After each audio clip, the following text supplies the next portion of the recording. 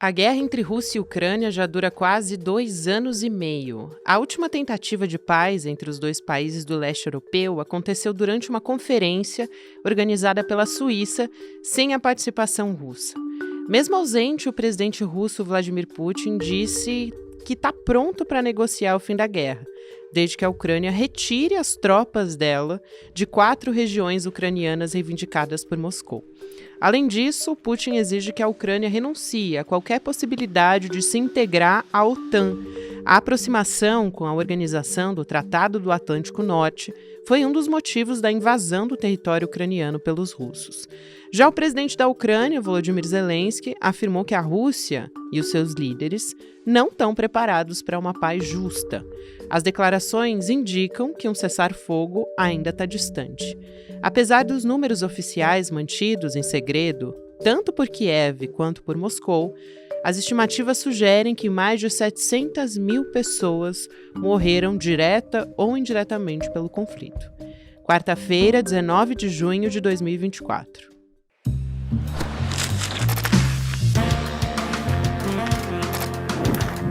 Olá, seja muito bem-vindo, seja muito bem-vinda. Eu sou a Gabriela Varela, esse é o Jornal de Detalhes.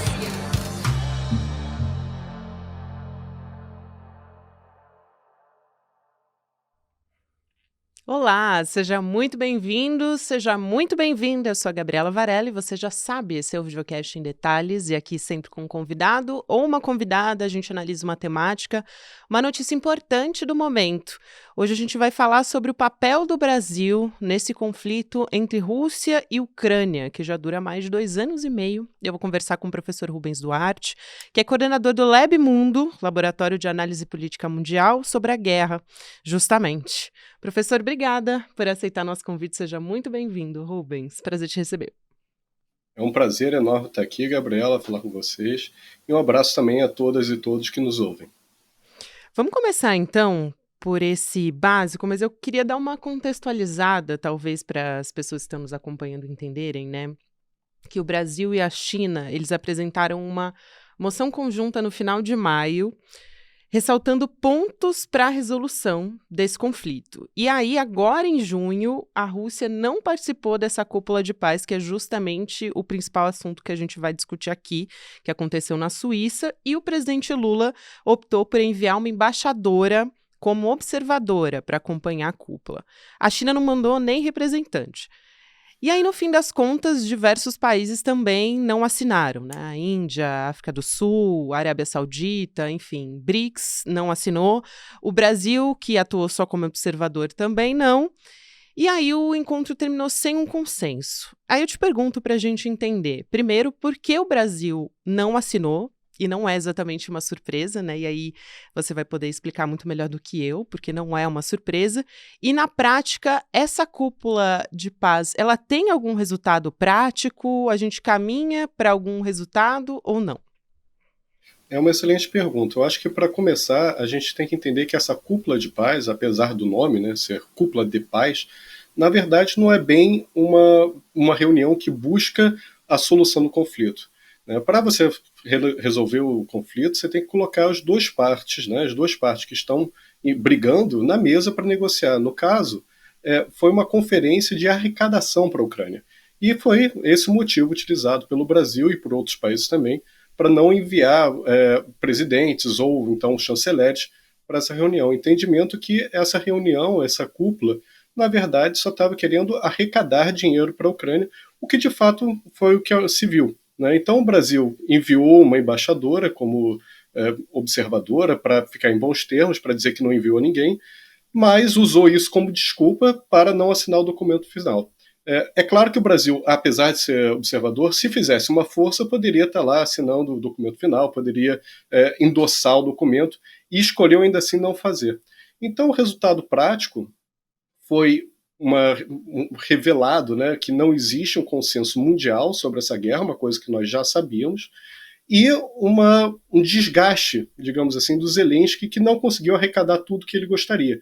Houve algumas tentativas de cooperação militar, de envio de equipamentos militares, isso vai acontecer, inclusive retomando a frota aérea da Ucrânia, mas não atingiu os objetivos iniciais do Zelensky. Isso gerou uma certa frustração e hoje a gente viu, por exemplo, o Biden reforçando que a Ucrânia só vai entrar na OTAN se vencer a guerra. O que é uma declaração óbvia. É claro que se a Ucrânia perder a guerra, não entra na OTAN. Todavia, tem um peso simbólico do presidente dos Estados Unidos, logo depois dessa cúpula, fazer uma declaração dessa. Então, a gente vê que a Conferência de Paz ocorreu, foi para arrecadar fundos para a Ucrânia, conseguiu arrecadar alguns fundos sim, todavia não atingiu o objetivo de apoio limitado à Ucrânia e, enfim, isso obviamente vai ter o seu respaldo, vai se refletir na campanha militar. Sem dúvida, eu também queria entender melhor e ajudar as pessoas a entenderem o que é esse documento que foi tão ressaltado, né? Porque foi dito que é necessário um respeito à Carta da ONU. E a gente tem acompanhado, enfim, esse conflito já tem mais de 2 anos e meio, né? Então, de fato, tem diversos pontos aí a serem observados, como, por exemplo, o ponto das crianças, que eu acho que é um dos principais. O Vladimir Putin, ele tem uma ordem de prisão que foi por parte do Tribunal Penal Internacional, e um dos pontos, uma das acusações é de que a Rússia anunciou a anexação de alguns territórios, né, 4 regiões, na verdade, e as crianças que estavam em orfanatos teriam sido levadas para a Rússia e colocadas para adoção. Então, esse é um ponto importante. Civis que foram deslocados ilegalmente teriam que ser devolvidos para a Ucrânia. Eu te pergunto quais são os pontos principais dessa Carta da ONU que não estão sendo respeitados e que foram tratados nessa cúpula. Na verdade, existe uma série de documentos e de acordos internacionais que estão sim sendo desrespeitados, não só a Carta da ONU. A Carta da ONU foi assinada em 1945 e ela é uma tentativa de manter a paz, né? Uma organização internacional que tem como objetivo de manter a paz. Então, nessa carta existe a previsão de que todo Estado que for atacado, né, tem o direito de retaliar e de responder a essa agressão, artigo 51. Mas também tem outros dispositivos que dizem que não pode ter uma resposta muito assintosa, que o direito à soberania e da vida das pessoas, das sociedades que vivem lá, tem que ser garantido. E além disso, você citou muito bem, existem outros tratados internacionais de crimes na guerra, né, que foram desrespeitados. Então, uma mobilização forçada, né, você tirar, você abduzir civis e levar para outro país, é um crime de guerra, claro. Então, não é o único que a Rússia fez, e isso vai ser, obviamente, levantado pela Ucrânia e pelos aliados para desmoralizar a Rússia. Todavia, infelizmente, o direito internacional só vai ser implementado de acordo com quem tem poder. Infelizmente é isso. A simetria de poder também se reflete na capacidade que o sistema internacional tem de aplicar suas sanções e suas leis. Então, num mundo que está cada vez mais dividido e polarizado, o poder importa cada vez mais. E, nesse sentido, a Rússia, né, apesar de economicamente ter um declínio desde a União Soviética, mas continua sendo uma potência nuclear, uma potência militar, e claramente está exercendo sua capacidade bélica no momento. Então, sanções nesse sentido contra a Rússia, eu acho que vai ser um pouco difícil da gente ver no momento, mesmo porque eles têm um assento permanente no Conselho de Segurança. Então, qualquer sanção mais dura tem que passar pelo Conselho de Segurança. A Rússia tem o direito a veto, ela veta, e aí a gente cria uma paralisia do Conselho de Segurança. É bom lembrar que a ONU, né, no figura do Conselho de Segurança, ela foi criada, ela foi desenhada para não funcionar nesses casos. Né? Então, a gente não pode criticar a ONU por estar paralisada, não estar fazendo nada, porque ela foi criada exatamente para não funcionar quando duas potências estão em conflito. Então, a gente está vendo os Estados Unidos de um lado, a gente está vendo a Rússia da outra, e a ONU foi desenhada para isso, não fazer nada nessas situações. Então é muito difícil da gente ver o Putin preso, apesar do mandado de prisão. É muito difícil a gente ver sanções mais duras de uma segurança coletiva contra a Rússia. Mas, enfim, na parte declaratória, né, então esse documento que foi assinado basicamente tem um poder declaratório, ou seja, é simbólico, um poder político, mas não tem nada prático que vai se derivar disso. É muito interessante esse ponto que você traz sobre a ONU, professor, porque de fato ela tem sido muito criticada de não conseguir colocar essas discussões. Aliás, ela só coloca as discussões na mesa, né? Tem funcionado muitas vezes como uma espécie de carta de repúdio, mas não consegue trazer uma resolução. Tanto que a gente observa, não só nesse caso da Rússia e Ucrânia, mas também Israel contra os palestinos, e a gente tem observado diversos casos nesse sentido. Mas eu quero trazer aqui um outro ponto que é o seguinte, né? O posicionamento do presidente da Ucrânia, o Volodymyr Zelensky, em relação ao Brasil, porque ele demonstrou um descontentamento, justamente porque o Brasil não assinou esse documento e ele está cobrando uma postura mais ativa nesse conflito. E o Itamaraty, ele reconhece a importância, já falou sobre isso, de condenar a violência, só que ele critica a postura do Zelensky, chama de inflexível, de arrogante, e diz, não é só a postura do Brasil nesse sentido, mas quer a Rússia também nessas negociações. E a Rússia não foi nem sequer chamada para essa cúpula, né? É importante observar isso. Como é que você avalia, professor, esse posicionamento do Zelensky e também, se vai nesse sentido os outros países do sul global que não quiseram assinar, como a Índia, por exemplo, se também elas seguem esse mesmo posicionamento do Brasil, que é cobrar uma participação da Rússia nessas negociações? Existem algumas diferenças, né? Eu acho que os países do Sul, eles se unem nessa questão de, olha, nós não somos neutros, todavia a gente procura a paz, a gente não vai apoiar militarmente um lado. Então tem uma frase do primeiro-ministro indiano que é muito característica disso, né? Ele diz que, olha, os europeus têm que entender que os europeus acham que quando tem um problema europeu, é o problema do mundo todo. Quando é um problema de outro país, é o problema só daquele. Então, esse sentimento de que os princípios europeus são universalizados automaticamente existe desde sempre, a gente sabe, e os países do Sul não compartilham dele. Então, claro que o Brasil, nesse sentido, agora indo para o Brasil, ele tem uma posição muito clara de condenar a agressão. Então, o Brasil não é neutro. Ele condenou veementemente a agressão russa, apontou o dedo, tudo mais. Só que agora ele não quer tomar lado militarmente. Isso é um direito do Brasil e, enfim, é claro que isso descontenta o Zelensky, que gostaria de ter mais apoio militar, né, do mundo inteiro e isolar cada vez mais a Rússia. Mas o que a gente vê é isso, né, uma divisão do mundo. Lembrando que na votação contra as sanções, a Rússia, mais da metade da população mundial, os países que representam mais da metade da população mundial, votaram contra a imposição de sanções à Rússia. Então a Rússia não está tão isolada assim. Existe uma condenação, existe um desconforto em relação a esse conflito, deseja a paz, deseja o diálogo, todavia esse diálogo não está acontecendo.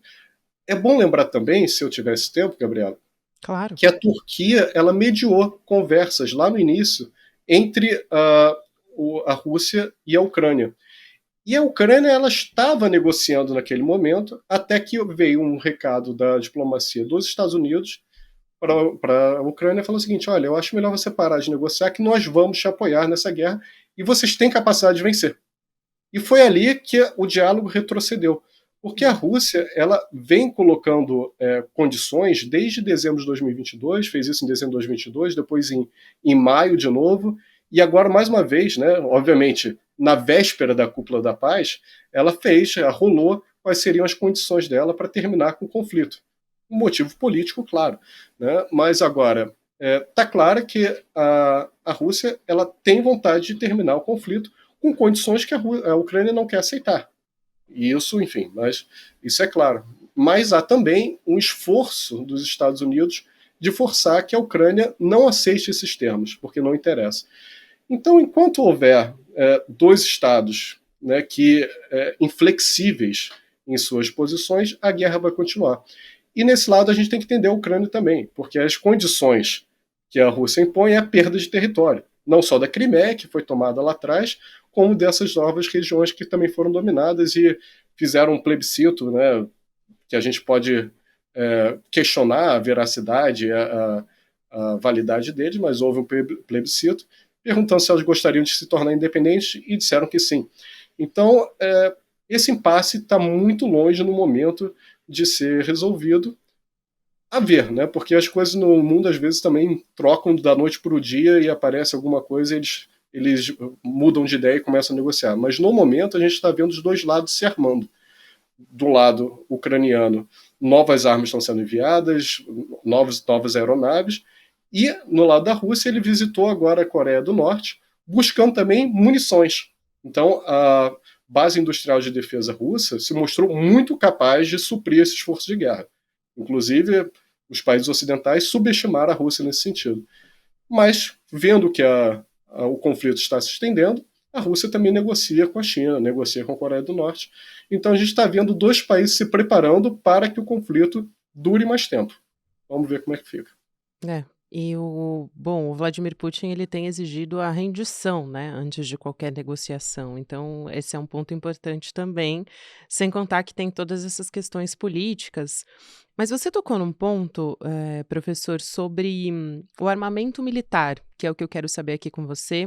E outro ponto é o papel-chave dos Estados Unidos nessa história, não só nessa história, mas também, por exemplo, em relação a Israel e a armar esses países e esses conflitos continuam. Então, parece que os Estados Unidos teriam um papel fundamental para que se chegasse a algum tipo de negociação de paz. Tem uma responsabilidade nisso também. Agora, o quanto essas tensões militares e nucleares está preocupando em relação a isso? A gente tem, por exemplo, a Ucrânia tem falado diretamente com a OTAN, né? O chefe da OTAN, inclusive, defende mais armas para a Ucrânia e que a China também pague por um apoio à Rússia. Então, eu queria te ouvir nesse sentido do quanto a OTAN também está criticando e incentivando, né, a fornecer mais armas à Ucrânia e o quanto isso influencia na continuidade desse conflito. A OTAN é uma aliança militar, né, que inclui os Estados Unidos e os países europeus, só que os Estados Unidos têm um poder decisório, né, tem uma influência sobre ela muito grande. Então, se os Estados Unidos e os países europeus são favoráveis à continuação do conflito, apoiando a Ucrânia, pode ter certeza que a OTAN vai no mesmo sentido. O que assusta, talvez, seja a nova retórica nuclear. Porque a gente tem, desde os anos 60, um regime internacional de não proliferação e desarmamento. Então, lá atrás foi prometido que os países que não têm armas nucleares não iriam buscar ter, e os países que têm iriam se desarmar. Isso nunca aconteceu, pelo contrário, desde Trump a gente está vendo uma nova corrida nuclear, não só dos Estados Unidos, mas da China e da Rússia também.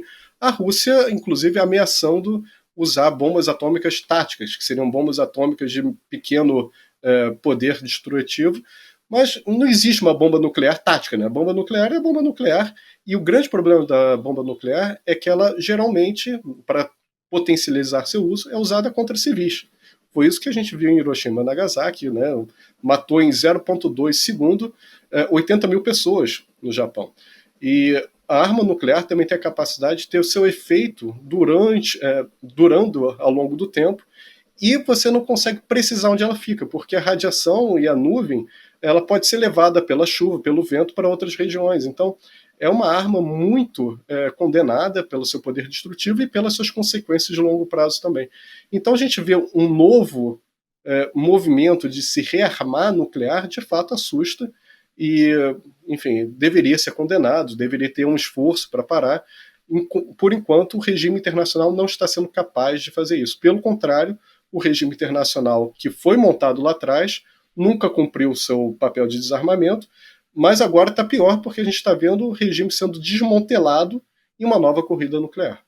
Eu tenho uns dados, por exemplo, da OTAN, que foi passado pelo chefe da OTAN, né, que é um aumento, o Stoltenberg que diz, né, que 23 países aliados vão gastar esse ano 2% ou mais do PIB em defesa.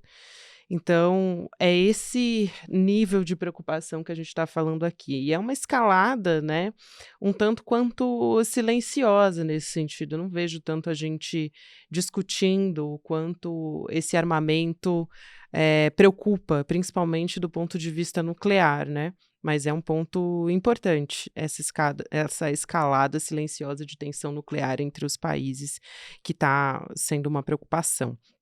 Eu queria também, para a gente ir encaminhando para o final da nossa conversa, Rubens, te perguntar o quanto a gente pode ter, de fato, daqui a algum tempo, um processo de negociação de paz. Porque me parece que a Rússia fez já as suas exigências, o Zelensky me parece bastante inflexível e tem tratado até de maneira um pouco hostil, por exemplo, o Brasil, que tem se colocado nessa negociação de forma. A gente até já falou sobre isso, né? Ele condena a violência, mas diz que os dois países precisariam sentar na mesa para fazer essa negociação. Agora, ele basicamente cobrou a posição do Brasil, dizendo que precisaria ser um país civilizado. Então, assim, são palavras bastante duras, né, em relação ao Brasil e ao Itamaraty. O quanto o Brasil vai conseguir ter essa postura, né, como o presidente Lula costuma ter, de um agente importante nessas negociações internacionais, o quanto o Brasil consegue influenciar num processo de paz, enfim. A gente está perto disso, de fato, ou não? A gente tem se encaminhado para uma escalada do conflito que vai perdurar ainda na tua avaliação, pelo que a gente está acompanhando. Infelizmente, no momento, né, claro que isso é um exercício de futurologia, né, pode ser que as coisas mudem, só que pelas informações que chegam agora, me parece que o conflito vai durar mais pelo tempo. Então, porque a gente vê a Rússia fazendo negociação para se armar ainda mais, a gente vê uma conferência de paz que, na verdade, é uma conferência de armamento, para prover armamento e recursos para a Ucrânia, e a gente vê a OTAN, o chefe da OTAN, dizendo que não vai abrir mão da sua dissuasão nuclear enquanto que o mundo ainda exista, né, alguns países que tenham armas nucleares. Então a gente vê discursos muito fortes em prol, né, que defendem a agressão, a hostilidade. Me parece que é muito difícil a gente reverter isso de um modo muito rápido. Então isso deve pelo menos levar algum tempo para se dissipar. Quanto tempo? É incerto, mas não vejo nenhum sentido, nenhum movimento no sentido contrário. Enquanto isso, o Brasil ele tem essa tradição de se mostrar prestativo para fazer pontes, para criar diálogo. Sim. O Brasil gosta a diplomacia brasileira tem essa tradição. Tentou fazer isso com o acordo de Teherã, né, com aquele acordo tripartite para solucionar a questão nuclear iraniana, que acabou não sendo aceito pelos Estados Unidos, que se sentiu um pouco desrespeitado por não ter sido incluído na negociação. Só que me parece que, no momento, o Zelensky não tem menor interesse de dialogar e muito menos que o Brasil seja um mediador, porque o Zelensky não percebe o Brasil como aliado e, de fato, o Brasil não é um aliado. O Brasil tem lado, porque condenou a Rússia, porém também não quis ser melhores amigos do Zelensky.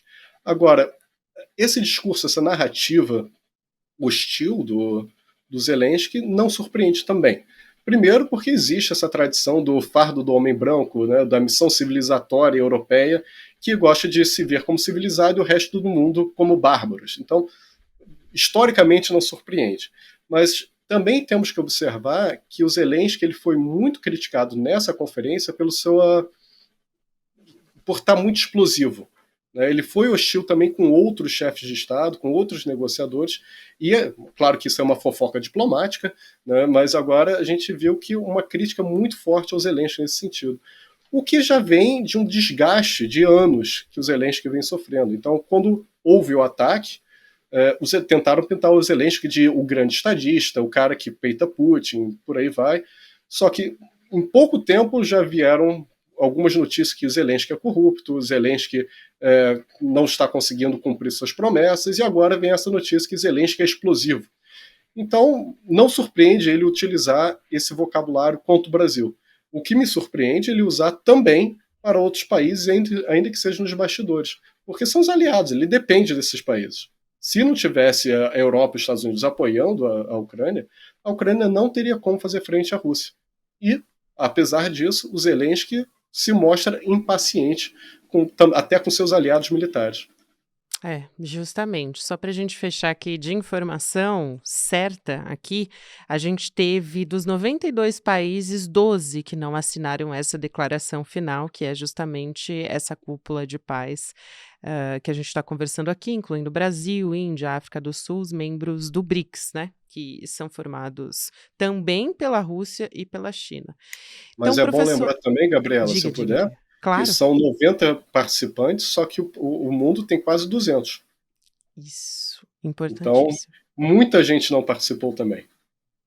Importantíssimo. E aí a gente terminou sem um consenso também essa história e a gente vai continuar acompanhando esses desdobramentos. Professor, quero muito te agradecer aqui, o professor Rubens Duarte, que é coordenador do Lab Mundo, Laboratório de Análise Política Mundial. A gente conversou aqui sobre a continuidade, né, desse conflito entre Rússia e Ucrânia, e mais esse capítulo que foi essa cúpula de paz, que no fim das contas, né, não foi bem uma cúpula de paz, como o professor acabou de explicar aqui. Obrigada Exatamente. por esclarecer. Quero te agradecer muito e seja sempre muito bem-vindo aqui ao Israel em Detalhes também. Olha, Gabriela, eu adorei, muito obrigado pelo convite. Espero que todos e todas tenham gostado. E aguardo novos convites. Gostaria muito de voltar aqui para conversar um pouquinho mais sobre assuntos internacionais. Já está convidado. Até mais. Obrigada. Gente, antes de encerrar aqui esse videocast em detalhes, eu quero lembrar vocês que a gente tem a programação do ICL de aulas nessa semana também. A gente vai ter um webinário do ICL que é o Apocalipse Tecnológico, as estratégias de manipulação que viciaram o mundo e enriqueceram as empresas de tecnologia. Uma aula que é gratuita com Adam Alter, que é um dos maiores especialistas na relação humana e tecnologia. Vai ter moderação do Eduardo Moreira e vai trazer fatos científicos que escancaram essas raízes da dependência tecnológica que a gente tem. Então você vai entender como é que a tecnologia influencia, controla comportamentos, emoções e tudo isso. E também descobrir como é que você usa a tecnologia a seu favor nesse caso, né? Então, esse evento que vai ser online, gratuito, vai acontecer no dia 7 de julho, que é um domingo, às 8 horas da noite, em breve.